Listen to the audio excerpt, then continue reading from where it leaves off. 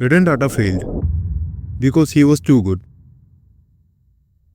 इसलिए ये बात किसी टेड टॉक में नहीं मिलेगी और ना ही किसी मोटिवेशनल रील में, क्योंकि हमें बचपन से एक झूठ सिखाया गया है कि अगर आप अच्छे हो तो दुनिया आपका साथ देगी। लेकिन सिस्टम को आपकी नीयत से कोई फर्क नहीं पड़ता। सिस्टम सिर्फ 3 चीज़ें देखता है: स्टेटस, पावर और परसेप्शन। और जब रतन टाटा ने इमोशन से डिसीजन लिया तो सिस्टम ने उन्हें इग्नोर नहीं किया, सिस्टम ने उन्हें पनिश किया। अच्छा होना अचीवमेंट नहीं होता, कभी कभी ये आपकी सबसे बड़ी वीकनेस होती है। Just like sir Ratan Tata, अगर आप सिस्टम को समझते नहीं तो आप नेक्स्ट हो। रतन टाटा का जन्म 28 दिसंबर 1937 बॉम्बे ब्रिटिश राज में हुआ था। इनके पिताजी का नाम नवल टाटा था, जिनका जन्म सूरत में हुआ था और आगे चलकर टाटा फैमिली ने इन्हें अडॉप्ट किया। इनकी माता सुनी टाटा जमशेद सिंह टाटा की भतीजी थी, वही जमशेद सिंह टाटा जो टाटा ग्रुप्स के फाउंडर थे। रतन टाटा सिर्फ एक इंसान नहीं थे, वो एक लेगेसी का पैसल थे। जमशेद सिंह टाटा का नाम एथिक्स, डिसिप्लिन और विजन, और एक घर जहाँ इमोशन से ज़्यादा एक्सपेक्टेशन थी। हाई स्कूल के बाद कॉर्नेल यूनिवर्सिटी से आर्किटेक्ट की डिग्री हासिल की और 1962 में उनका पूरा मन था फर्म जोन्स एंड इमोन्स को ज्वाइन कर लॉस एंजलिस में रहने का। पर उनके चाचा JRD टाटा ने उन्हें टाटा ग्रुप ज्वाइन करने को कहा और फैमिली बिजनेस होने के कारण वे मान गए। उनको पहला काम जमशेदपुर में टेलीकम्युनिकेशन कंपनी में मिला, जिसको अब सभी टाटा मोटर्स के नाम से जानते हैं।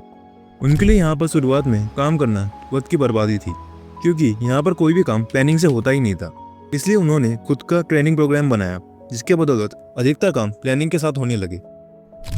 JRD टाटा समझ चुके थे कि रतन टाटा के पास काम, कैलकुलेटेड और साफ बिजनेस माइंड है, लेकिन JRD टाटा ने उन्हें डायरेक्टली चेयर नहीं दी, क्योंकि सिस्टम शॉर्टकट अलाउड नहीं करता।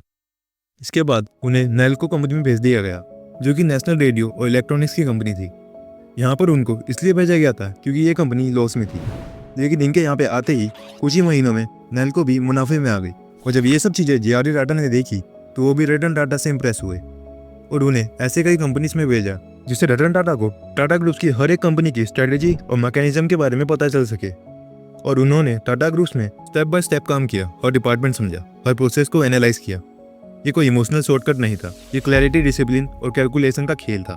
इसके बाद 1991 में JRD टाटा ने टाटा सन्स के चेयरमैन पोजीशन से रिजाइन कर दिया और रतन टाटा को अपना उत्तराधिकारी चुन लिया और फिर स्ट्रगलिंग एम्पायर का कंट्रोल उनके हाथ में आ गया।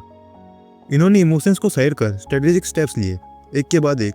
ऐसी कंपनीज जो कि लॉस में थी उन्हें बंद कर दिया और अपना सारा focus new gen and profitable companies में रखा, क्योंकि वहाँ रतन टाटा ने एक चीज़ प्रूव की थी: इमोशन नहीं, प्रोसेस। प्रॉब्लम्स को समझो, नंबर्स देखो और फिर डिसीजन लो।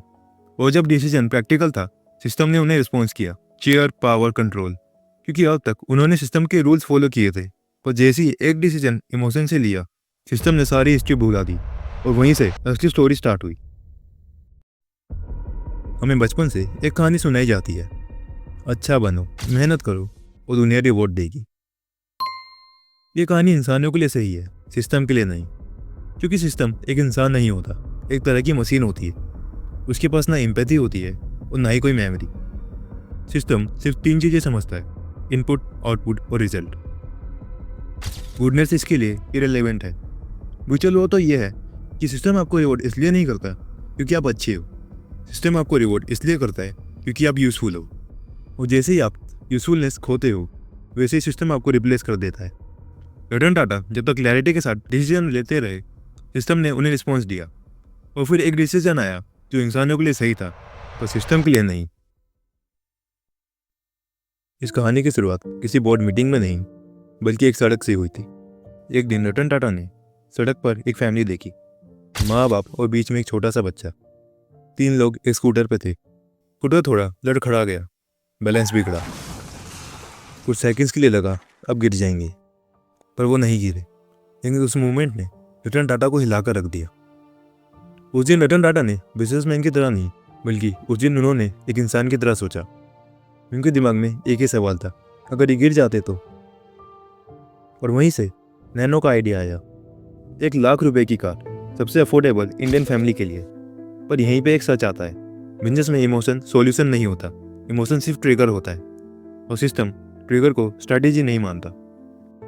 सिस्टम आपसे ये नहीं पूछता आपने कार क्यों बनाई, सिस्टम सिर्फ ये पूछता है क्या लोग खरीदेंगे। और इंडिया जैसी मार्केट में लोग सिर्फ सेफ्टी नहीं खरीदते, लोग स्टेटस खरीदते हैं। रतन टाटा ने कहा safe car for common man. System ने सुना सबसे सस्ती कार, और यहाँ पे नैनो की किस्मत डिसाइड हो गई। नैनो एक प्रोडक्ट नहीं बनी, नैनो एक लेबल बन गई। लोग नैनो को इसलिए अवॉइड नहीं कर रहे थे क्योंकि वो खराब थी, लोग नैनो को इसलिए अवॉइड कर रहे थे क्योंकि वो अनाउंस करती थी तुम लोएस्ट टायर हो।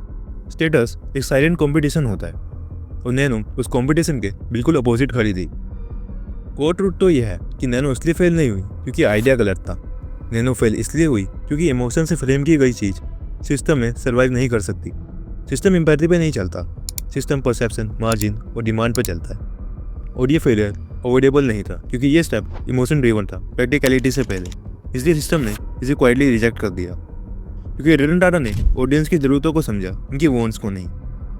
लेकिन यहाँ पे एक इंटरेस्टिंग बात हुई, नैनो के बाद भी लोग रतन टाटा पे भरोसा करते थे। और फिर 2008 में मुंबई ने एक ऐसा दिन देखा जहाँ बिजनेस ने इंसानियत याद रखी गई। ताज होटल अंडर अटैक, अंदर लोग फंसे हुए थे, होटल के गिलास जले हुए थे, लॉबी खाली थी और दीवारों पे गोलियों के निशान थे। सिस्टम अपना काम कर रहा था, पुलिस, आर्मी, प्रोटोकॉल्स, सिस्टम का काम होता है स्टेप्स फॉलो करना।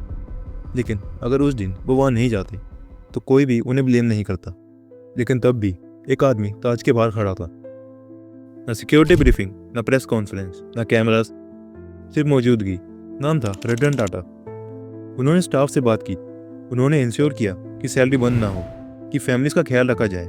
कोई स्टेटमेंट नहीं थी, कोई ऐड नहीं थी। सिस्टम ने इस दिन भी सिर्फ प्रोसेस देखे, और लोगों ने देखा कौन वहाँ खड़ा था और कौन नहीं। इंडिया में कई ज़्यादा सक्सेसफुल बिजनेसमैन हैं, ज़्यादा पावरफुल, ज़्यादा रिच, पर जब बात हुई ट्रस्ट की, लोग कंपेयर नहीं करते, लोग सिर्फ याद करते हैं। और शायद यहीं पे सबसे बड़ा डिफरेंस छुपा है। सिस्टम शायद आपको गुडनेस का रिवॉर्ड ना करे, और लोग उसे भूलते भी नहीं है। और अब वक्त आ गया है ये समझने का कि ये सिस्टम असल में है क्या। नैनो के फेल होने के बाद रतन टाटा ने एक बात समझ ली, अगर गेम नहीं जीत पा रहे हो तो या तो रूल्स बदलो या फिर रूल्स को समझ के खेलो। अब फोकस बदला, चिप से एस्पिरेशनल, इमोशन से इंजीनियरिंग और सिंपैथी से रिस्पेक्ट। और फिर आया सबसे bold move, Jaguar Land Rover. Risky, expensive और बिल्कुल अपोजिट नैनो के आइडिया के। इस बार डिसीजन किसी इंसिडेंट से नहीं आया, किसी इमोशन से नहीं। इस बार डिसीजन आया नंबर से, टाइमिंग से, मार्केट की डिमांड से। और result global respect, profitability. Tata Motors एक ग्लोबल प्लेयर बन गया। यहीं से एक बार क्लियर हो जाती है, सिस्टम ने टाटा मोटर्स को माफ़ नहीं किया, सिस्टम ने रिस्पॉन्ड नहीं किया, क्योंकि सिस्टम का काम याद रखना नहीं होता, सिस्टम का काम होता है रिएक्ट करना। तो ये सिस्टम असल में होता क्या है? सिस्टम होता है मार्केट्स, इंसेंटिव्स, कंपटीशन और टाइम का एक नेटवर्क। इसलिए सिस्टम गुडनेस को रिवॉर्ड नहीं करता और पनिश भी नहीं करता। सिस्टम गुडनेस को कंसिडर ही नहीं करता। इसलिए तुमने देखा होगा बुरे से बुरे लोग भी अच्छी और अमीर जिंदगी जीते हैं। लेकिन इसका मतलब ये नहीं है कि गुडनेस बेकार है। गुडनेस सिस्टम के लिए यूजफुल नहीं है, पर लोगों के लिए प्राइसलेस है। और इसी वजह से सिस्टम ने रतन टाटा को तब रिस्पेक्ट किया जब रूल्स फॉलो हुए, पर लोगों ने उन्हें हमेशा याद रखा उनकी नीयत के लिए। रतन टाटा ने पहले सही रास्ता चुना, इसलिए जीत थोड़ी देर से आई।